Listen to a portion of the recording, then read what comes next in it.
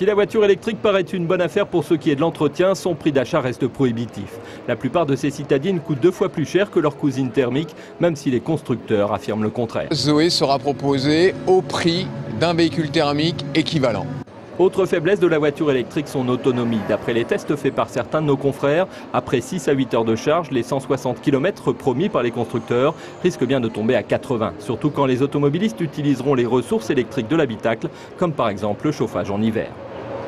Vous utilisez un peu d'énergie évidemment pour le chauffage, mais nous on garantit 160 km donc en usage normal et avec l'air conditionné ou avec du chauffage, mais avec une voiture qui a été préparée avant, donc préchauffée, vous ferez 120-130 km en fonction de la façon dont vous conduisez. Ce qui fait de la voiture électrique en France une voiture nucléaire, puisque 90% de l'électricité y est produite par des centrales.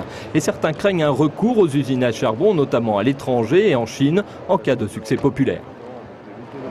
Une voiture électrique derrière une centrale à charbon, c'est plus propre qu'une voiture essence. C'est un petit peu moins propre en CO2 qu'une voiture diesel, mais c'est presque pareil. Et c'est bien. Or, en Chine, c'est des voitures à essence. Donc, une voiture électrique, c'est même derrière une centrale à charbon, c'est bien mieux qu'une voiture à essence. Chère et incapable de faire de longs trajets, la voiture électrique, si elle séduit, n'attirera dans un premier temps que les urbains fortunés ou des collectivités territoriales qui aimeraient les paris sur l'avenir.